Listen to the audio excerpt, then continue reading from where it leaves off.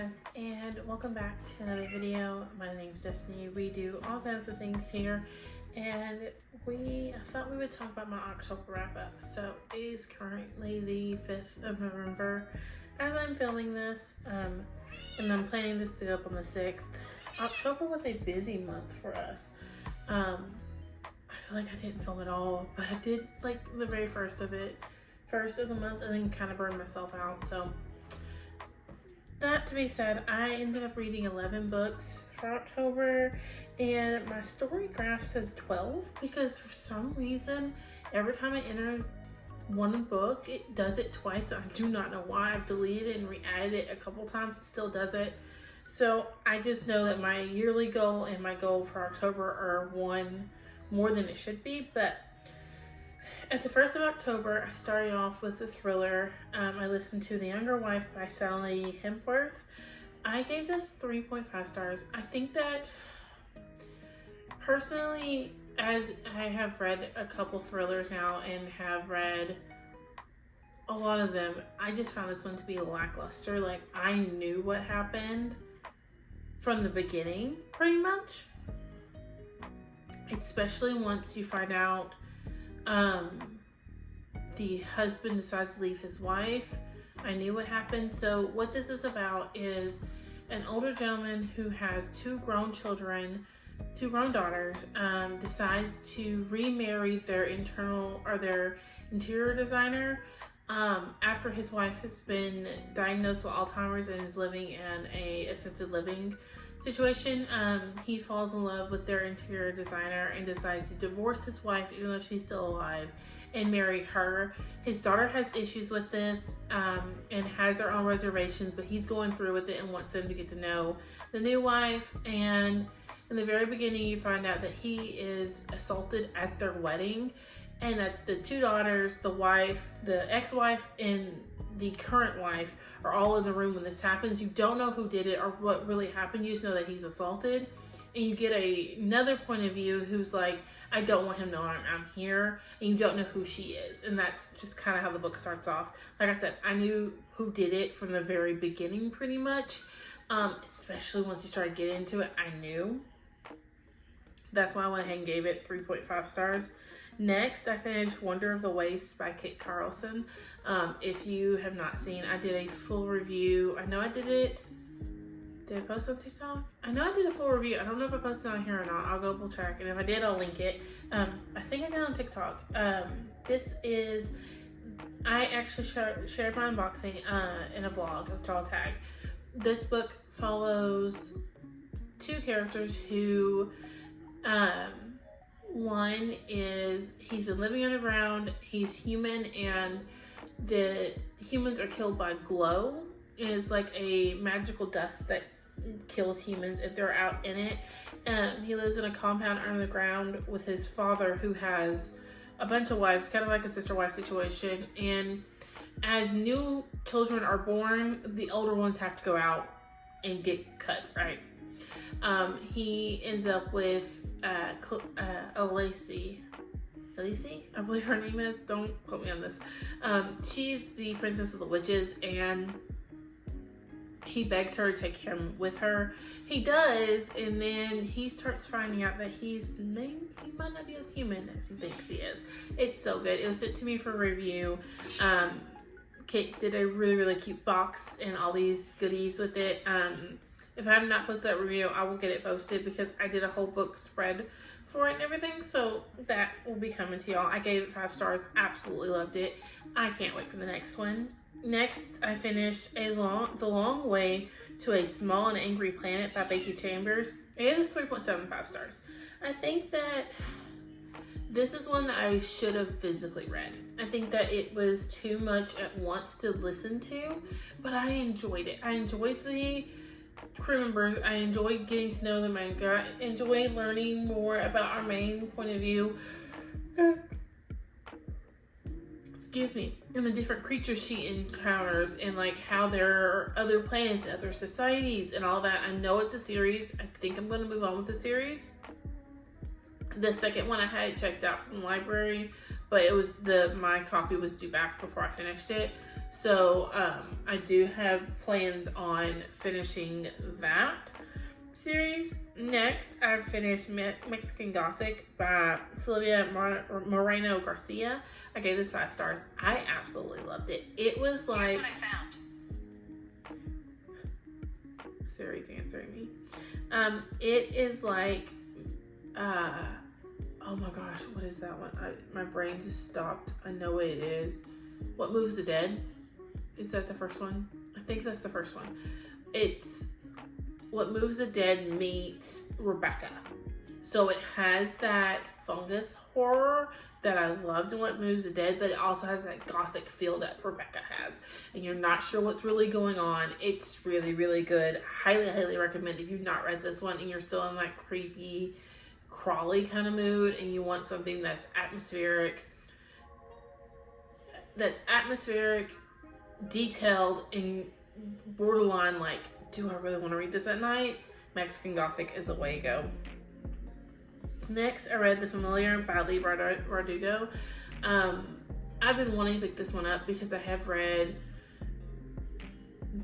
Ninth House and Hellbent, and so I knew I wanted to read more of Leigh Bardugo's adult fiction, and for some reason in my head, The Familiar was a vampire story. I just knew. Like the cover, I didn't read the synopsis or anything. I looked at the cover and knew it was vampire. Technically, it's not vampire. It's good though. It has an other world. It does have a paranormal aspect to it, and I really, really enjoyed it. It follows a young woman who is working in a household, and the madam of the house realizes that she may have supernatural powers. She is brought in front of the Catholic Church to find out if she's a witch or not. They're killing witches, and so she is trying to prove that her powers are of God, and it just gets her into a bunch of bullshit, to be honest. Like, her mistress had no business doing that to her. I gave it 5 stars. Absolutely loved it. Next, I finished It Girl by Ruth Ware. On Storygraph, I gave it 5 stars. I think I'm gonna dock that to a 4-star. The It Girl was better than 0 Days in my opinion, but I don't think her run-of-the-mill thrillers are for me. I do like her thrillers where there's like a paranormal aspect possibly to it. I like those. But I have tried now, like I said, I've tried 0 Days and I've tried The It Girl, and both of them just were not my cup of tea. 0 Days more than The It Girl. 0 Days, I knew who did it. I saw that coming from the beginning. The It Girl, I didn't. It was very interesting. It was very much a whodunit thriller of our main character, her roommate and best friend in college is murdered. She sees a porter leave their stairwell. They're the only room on the stairwell. He leaves that stairwell and she's convinced he did it. And we are 15 years later, 10 to 15 years later, and he has died in prison. And there's a podcaster coming to her going, I don't think he did it. I think he may have been innocent. Can I interview you? And she's like, no, you can't interview me. He did it. He was creepy. He was stalking me. He did this. And it starts making her question herself. And so since it's making her question herself, she goes, okay, what really happened to her? What really went on? And it kind of goes from there. And you're like, by the time you get to the end of it, you're like, holy, I would have not guessed it. Like, there's no way I would have guessed who done it. There's no way I would have guessed who done it. By the time she figured it out, I still hadn't figured it out. And it wasn't until the bad guy, the villain, starts their monologue of what happened that I was like, holy crap, you did do it. I had completely written you off. It was a good one. But again, it wasn't as good as like The Turn of the Key or The Woman in Cabin 10 or Death of Mrs. Westaway. I don't think she's ever on top of that. That one was so good.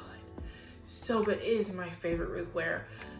I don't think she's gonna top it. And so really think I need to give that one like 3.5 to 4 stars, because the way I think of it, was it as good as those three? No, it wasn't. So why they all have the same rating? I think I'm too generous with ratings, but that's my own process, my own thought process. Next, I finished Wayward by Emily Hart. That was a 5-star read. Now, this is a generational story. You're following one point of view in the early 2000s, one in 1961? No, it's later than that. In the early 1900s, and then you have one that's in 1619. I remember that because I thought it was interesting. It was 1619. It might be 1916. But anyways, you have 3 different point of views and 3 different timelines. And it's really a generational story of women coming into their own power. They are, technically they're witches. And you're getting to see the story progress through all 3 of their eyes. The storyline in 1619, we're following a woman who was on trial during the witch trials, and they're trying to convince that she is a witch and that she is mated with the devil and that she did this, that she killed another woman's husband. The early 1900s story, you're following a young girl as her mother has passed and her father is controlling and manipulative, and she's trying to get away from him, while also learning that there might be more going on here. He keeps telling her that, I don't want you turning like your mom. I don't want that weirdness attached to you like it was her mother. And she's like, well, what do you mean my mother? And she kind of goes on this discovery of learning who she is and who her mother was and what does it really mean to be a woman in her family. And then the one that's set in the 2000s, she is in an abusive relationship. They're not married. Her boyfriend controls everything she does. He has a tracker on her phone. If she leaves the house, he knows. If she makes any move, he knows. And now he's trying to get her pregnant, kind of against her will. So there is a trigger warning for that. And she doesn't want it, and she is preparing to leave him and to run. And she ends up at her family house, which is the Wayward Manor, and she learns that she is a Wayward and what that really means and what does that family name mean. And it's a legacy of women just taking back their own power. It's so good. It's 5 stars. It's so good. If you liked, I've not read The Vanishing Half, but I would recommend it. Kind of reminds me of vibes of that one. I'm trying to think of any of the others I've read. I don't really think I've read any that are this good to me, especially with it being a generational story. Next, I finished one that, guys, I've been trying to finish this for so long. You got the review. The day I'm filming this, you got the review for it, and that is Priory of the Orange Tree. I finished it so good. I gave it 5 stars. You'll get my November TBR tomorrow, and you're actually going to see that I'm doing another read like this, because I loved the fact that Priory was kind of just my long-term read. If I was in between books or I didn't know what I wanted to pick up or I was in a slump, I just went back to Priory, and it was like a coming home kind of thing. When I was tired and just wanted to read a couple pages to keep that habit going, keep that momentum up, Priory was what I reached for. And so I wanted another book to do this with, so I've set one aside already for that. But Priory was so good. It is a sapphic high fantasy about a queendom that's about to go to war like they've never seen before. The Nameless One is about to rise, and the last time he rose was in the Dark Ages, and they're not sure what happened to keep him at bay. The queendom believes that the queen is what's keeping him at bay, is the line of queens that is keeping him at bay. You have priestesses that realize that nope, it's not the queendom that's keeping them at bay, it's really them, and they are mages. They have fire powers that fight against the worms. And then you have the East, where they worship dragons, and they're water dragons that they ride and they have learned to fight with, and they believe that their dragons are what keep the Nameless One at bay, but the whole world is realizing the Nameless One's about to rise, and holy, what are we gonna do? It's so good. It is 800 pages of high fantasy. I highly recommend, if you're getting into high fantasy, this would not be the one that I would recommend personally, because it took me a minute to get into it. I'm not really a high fantasy kind of girly. The other one I would compare it kind of to is Name of the Wind. If you've not picked that one up, I think that that's a good place to start, because that was my first long read where I read it over a couple months and did not rush myself through it, and I absolutely loved it. But Priory was worth every hour I spent reading it. Next, I finished The Bad Ones by Melissa Albert. This one, I gave 3 stars. It was meh. I don't really recommend it. If you're looking for something like a palate cleanser, a YA paranormal situation, then this will not be for you. It just meh. I'm gonna do a review for it and try and get my thoughts out for you guys. It was okay. It wasn't anything to write home about. It wasn't anything that I want to rant about or gush. It was just a book, and it was good for what it was, but it wouldn't be like my top. Nowhere near. I can't even tell you what I would put at the top when it comes to YA paranormal, because I don't read a lot of it anymore. This one, I can't remember. She has written another book that I read and loved. I can't remember what it is. And that's why I went into this one, but it was just meh. Next, I finished All Sinners Bleed by S.A. Cosby. This one, holy crap, guys. In the political climate we're in, I think that it is needed, and it is so good. You're following a black sheriff he's sheriff of a small town, and the book starts off with a school shooting, so trigger warnings for that. And when he shows up, there's a black man standing there with a gun, and he's rambling. And the sheriff's like, okay, wait, something's not clicking here. This does not sound like him. Like, he is a known drug user, he is a known, all this, but this doesn't sound right. Something's going on here. And he comes to find out a lot more was going on in this little town than they thought. And the black man has killed a well-known favorite teacher of everyone.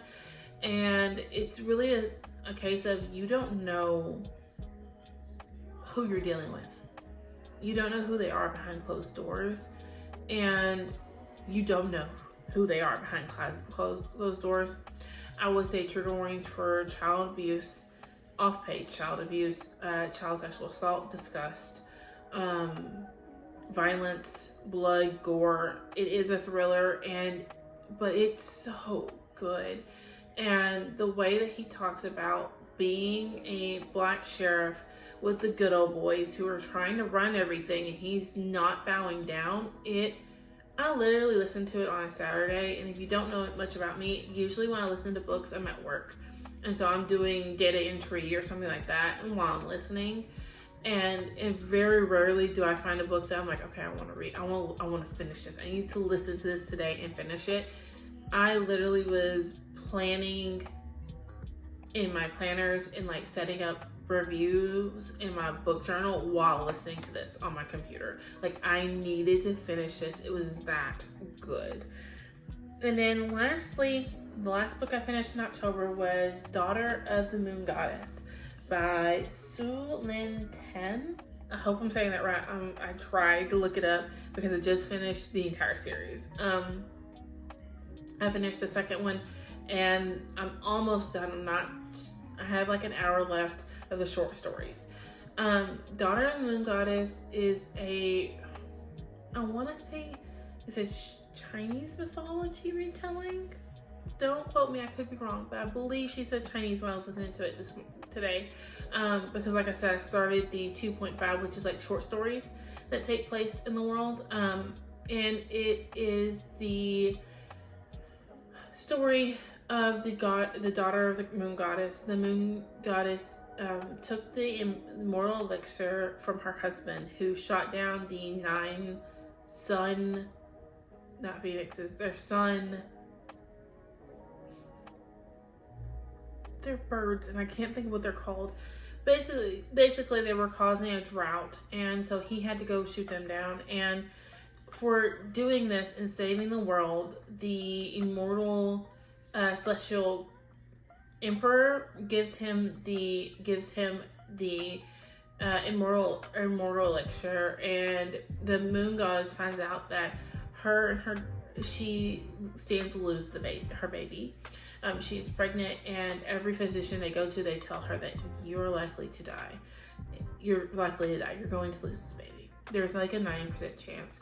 And she's home alone one night and goes into labor and starts cramping and bleeding, and she gets really scared and thinks, I'm going to lose my daughter. So she takes the elixir herself. And the emperor and empress, because she went against their wishes and she took the elixir and not her husband, they banish her to the moon and make her the moon goddess. And every night she has to go light all the lanterns on the moon to let the moon shine. And for so many years she's been hiding her daughter. They don't know her daughter's there until her daughter reaches for her magic one day, and the empress shows up. We got a spike of energy here. What are you doing? What's going on? And she's like, well, there was a disturbance. Maybe that's what it was. Well, it was really her daughter. So she sends her daughter away, and before she can get to where she's going, where she should be safe, the palace guards almost catch her, and she gets dropped off at the Celestial Kingdom and has to make her way from there. It is so well written. I fell in love with these characters. I'm not usually one that reads the novellas with like just little side stories, but I finished the second one. I was like, either I'm fixing to restart this one and listen to it over again, or I can start the side stories. And so I started those, and I have an hour left. But there you have it. Those are the 11 books I read this month. I enjoyed every last one of them, to be honest. Some of them were, it was okay. Some of them I could probably gush for 30 minutes or more. Let me know. Have you read any of these? Did you enjoy them? And I will see you on my next one. Bye, guys.